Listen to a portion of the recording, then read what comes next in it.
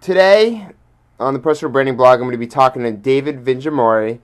And David is an adjunct professor of marketing at NYU and president of ThirdWay, Inc.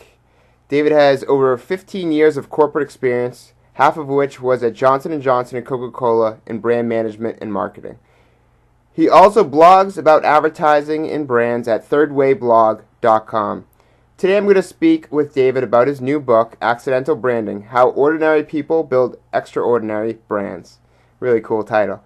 Welcome, David. Thank you, Dan. All right, so for my first question, and something I obviously play around with a lot is, I have many hats right now. I'm a blogger, I publish a magazine, soon-to-be author, full-time employee, and much more. How do you manage a blog, a business, and a book, the three Bs? It's a good question. I think, honestly, I haven't done a fantastically great job at managing the blog the last 6 months or so. I used to be able to put in at least 3 substantial posts a week, and I sort of wrote a little bit longer posts, like 1,000-word think kind of posts. And I have to admit it's dropped down to sort of 1 a week. So I'm on the edge of being credible in the blogosphere these days. But it's a balancing act. You try to, I think, as an individual, you instinctively do the things that make the most sense.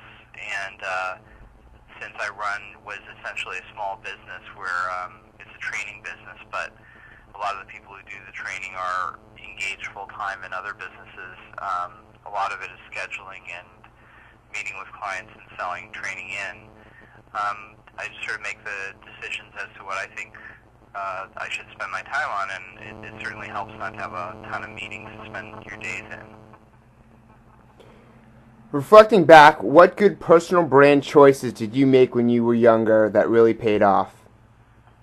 I think, the most important decision I probably made early on in my career, this is going back more than 20 years to 1987 when I came out of undergrad, was that I really wanted to learn as much as I could about different areas of business from some of the best people and the best companies. And so when I was looking for jobs then and after then, I really looked to try to work with companies that were great teachers.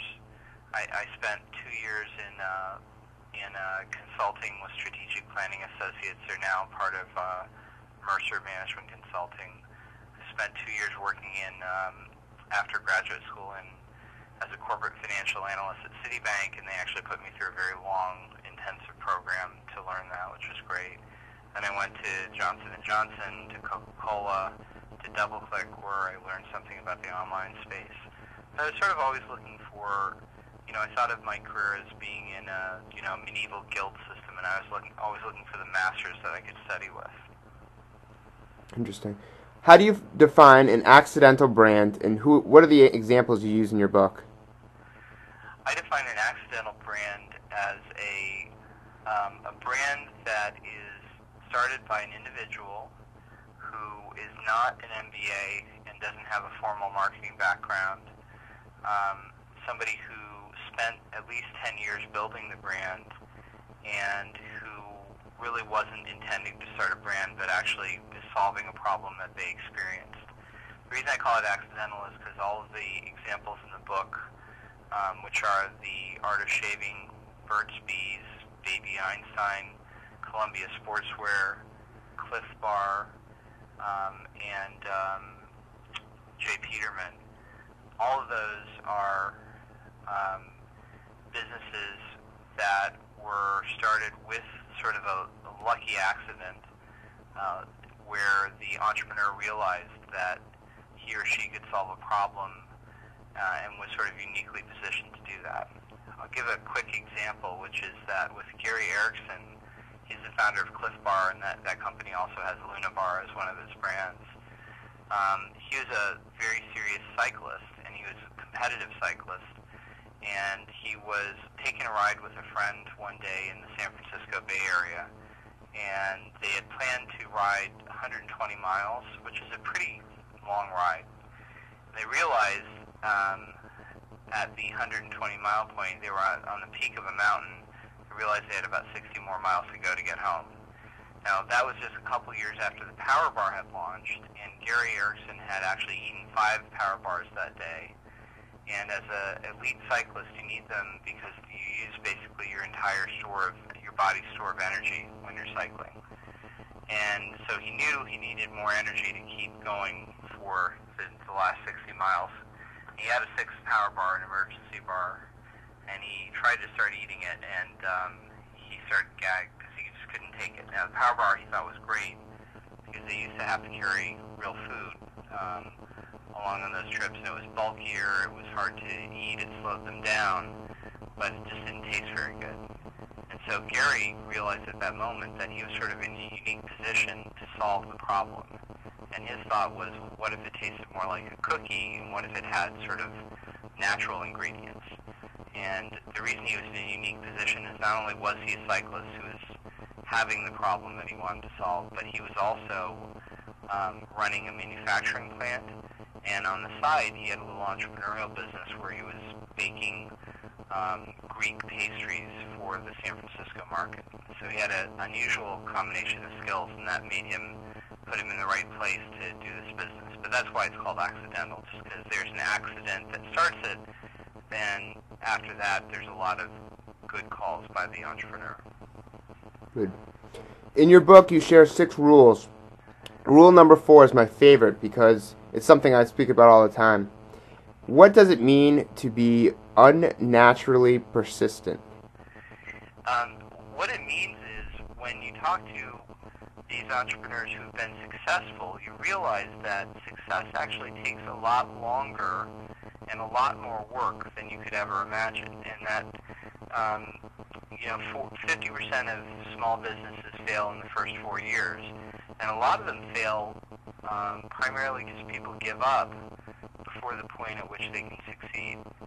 It's hard to know when you're in a business that will or will not succeed, and that's actually a job I think Seth Godin has done a pretty good job of discussing in a book called The Dip.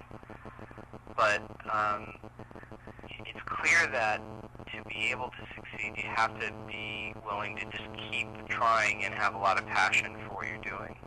So that's what I mean by being unnaturally persistent. Excellent. And last question. You wrote an article on branding called What's in a Name, which appeared in the September 2004 issue of the Journal for Nonprofit Management. Can you give me a sense of what the article is about, and how do you feel a name compares to an image or maybe a video, or do you need all 3? Sure. That article was actually about, I was starting to work with some nonprofits through the Support Center for Nonprofit Management in New York, and they told me that there's a lot of interest in branding and that nobody really had a good idea of what exactly you were supposed to do, and that what tended to happen is people would change their name or their logo.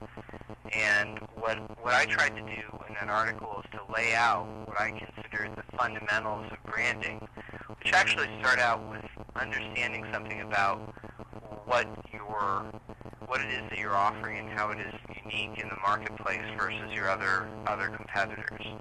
And I actually suggest that it's incredibly important, once you understand that, how you choose your name, how you choose your logo, how you tell your story, that they all have to come out of the brand positioning. So that was sort of the point of that article. Interesting. Yeah. So, is there any closing remarks? No, it was a thrill to write the book. The best part of it for me was that I really got to spend time with all of the entrepreneurs that I write about. So it's a personal story of my travels around the U.S. to meet them and to do things that they thought were important, from sort of hiking in the Maine woods with Roxanne Quimby, the Burt's Bees founder, to shooting guns in Kentucky with Jay Peterman, who's the real guy behind the Seinfeld character that was Elaine's boss, that was played by John O'Hurley, who I actually also met during the time I was writing the book, to going out to California and spending time with both Craig Newmark and Gary Erickson. So it was really a pleasure, and I it's definitely a labor of love for me writing the book. Yeah, that's what they all say. Well, I really appreciate you being on the show, and look forward to seeing it being successful.